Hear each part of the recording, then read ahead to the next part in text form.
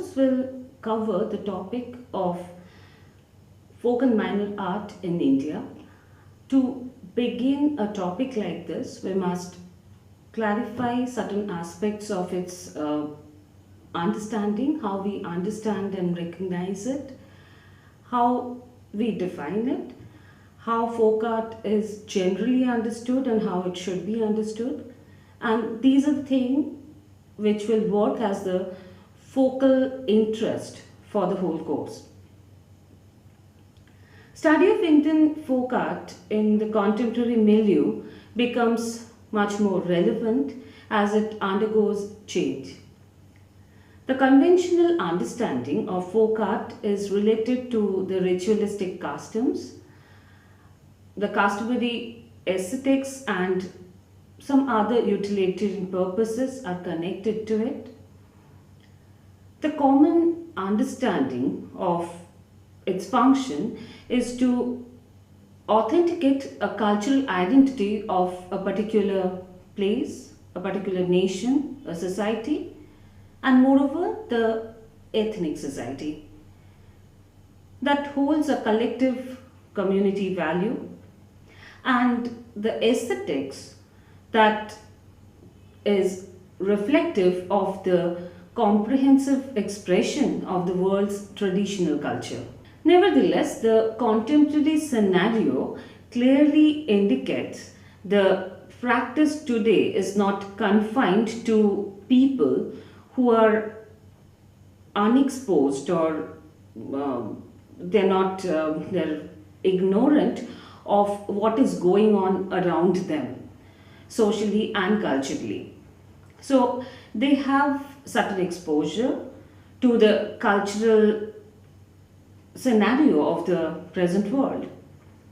The folk artists are connected to the museums, the government policies, the non-government agencies, the foreign collectors, the foreign patrons, the cultural historians, and also the tourists, the travelers. The artists from different region are also known to each other as they attend the similar kind of activities together. They participate in different kind of national and international exhibitions, art camps, art fairs, and also they compete with each other for the for different kind of cultural activities. So in a way, when we talk about this particular practice, it's undergoing a lot of different cultural issues that is finally working as an operational factor, and that is also changing the mode of definition from time to time. If we look at it as the post-colonial policy of our country, where it stood somewhere with some relevance, we see that initially the traditional art forms with an ethnic religion base in the context of India were treated as a source of commercial revenue generation. And that was a post-colonial policy. It was designed that way. But then the traditional art forms flourished as a cultural industry rather than an artistic expression for a very long time in the beginning of it. It is rather a recent phenomenon that the interest in traditional art forms is directed towards exploration of the expressive potential of its aesthetic idioms. This is used as a language and the mode of communication, and moreover, most importantly, it is used as an artistic expression, and this is independent of any other cultural politics that is related to the shaping up of this particular practice in the post-colonial cultural policies of the country. The social and cultural anthropologists They pioneered in collecting the record and undertook documenting the cultural art forms in their own terms, in their own ways. At the same time, the modern artists, after some initial hesitation, connected with its simplistic principle that was instrumental to support modern expressions and aesthetics. Folk art represents the world's ethnic culture. A general understanding of folk art forms are made for uh, the people, and they're created by the people for the people. The definition thus undergoes recurring changes as people who practice the art form undertake dynamic lifestyle to suit their time. Now, in this context, we must not skip on a few very important issues that will make it more clear to us why we aim at studying this topic from an academic direction. That is also connected to the political scenario of our country over the past 100 years, and we can go back farther. So, if we just go back to the time of Swadeshi movement that took place in Bengal in 1905, that was intellectually supported by the Tagores, namely Abanindranath, Rabindranath and Gaganendranath Tagore, E.B. Havel, Anand Kumar Swami, Sister Nivedita, and many more, to establish a national pedagogy which is free from the European influence. And that was perhaps a need of nationalism in that particular time. So, E.B. Havel, for him, the emphasis was on the authenticity in reference to the pre Islamic India, whereas Ananda Kentic Kumarswamy had a cultural nationalist agenda when he approached towards this particular domain.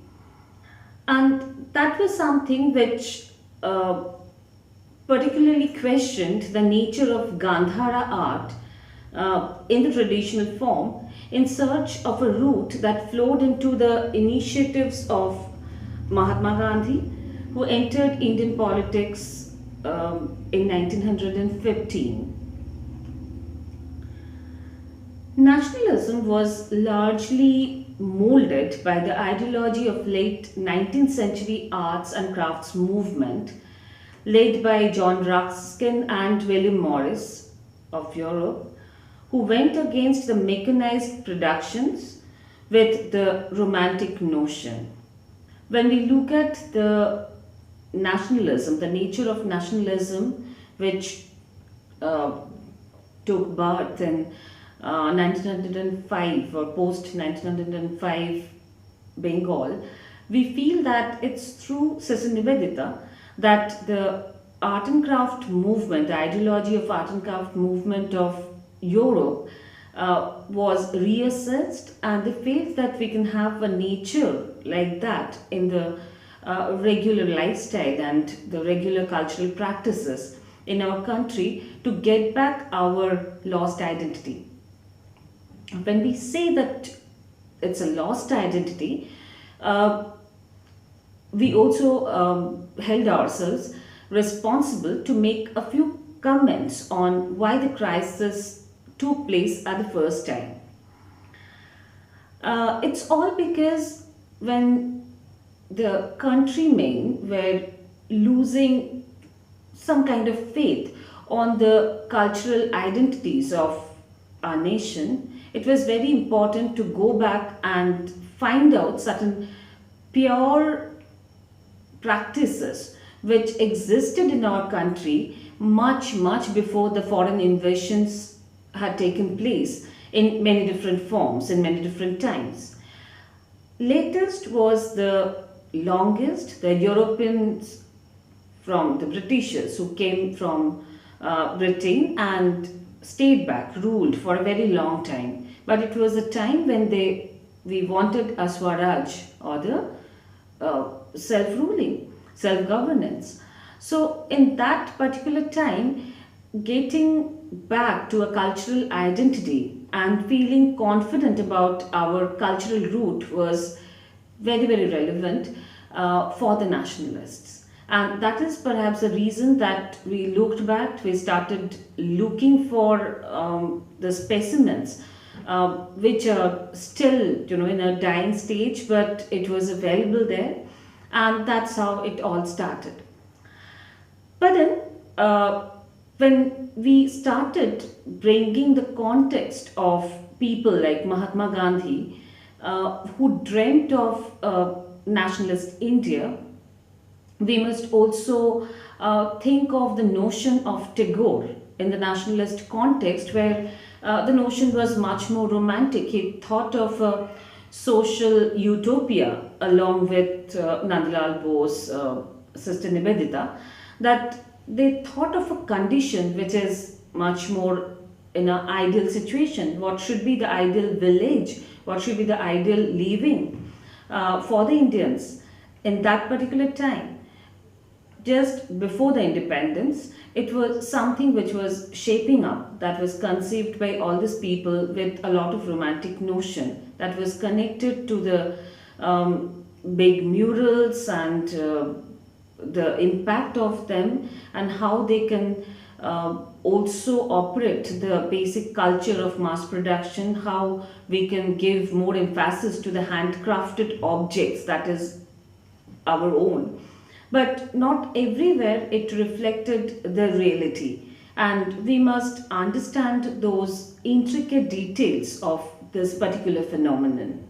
So, when we talk about the romantic world of Tagore, we talk about Gandhi's idea of self-sufficient village to raise anti-colonial struggle.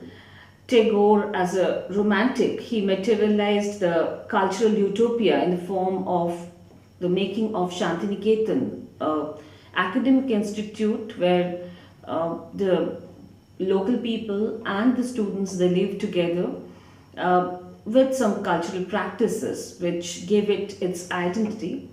There had been another notion that got introduced by 1942 by another name who was B.R. Ambedkar. On the other hand, he presented the ground reality of the Indian village that was actually the center of violence. It was not really a smooth sell for the Indian village concept that took place in Shantiniketan. It was, on the contrary, that he said that these are far from being romantic sites of cultural harmony, and that is a point that had to be addressed in that context.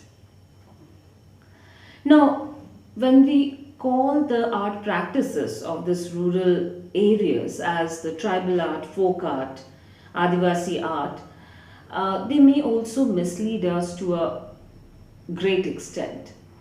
These are some terms that are created by the British colonial administrative heads for their own convenience. And it was all coined by the British colonial administration while they were mapping its subject population into a conventionally classified ethnographic category. That actually had got nothing to do with how it is in today's time. The term tribal was formulated to classify revenue paying and the non revenue paying sections of the population. It covered all pre agrarian communities, the forest dwellers, and their cultural practices. The term folk described the popular rural art and craft that experiences social economic changes with some affinity to higher classical culture that organically grow within the obligatory social customs of the pre-colonial nation.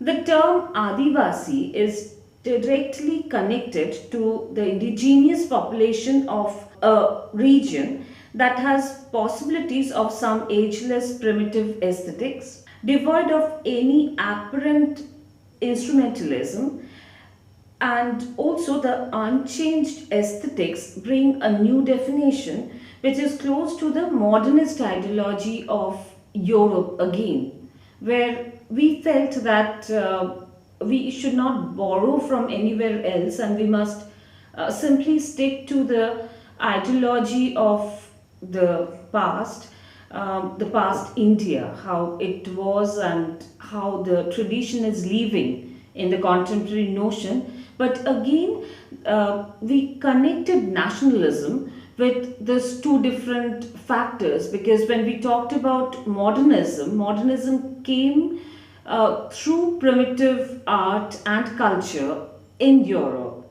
So we borrowed the idea to certain extent from Europe again, but in a very nationalized way. In the context of Indian folk and minor art, the operational factors were nationalism and modernism in connection to a cultural politics.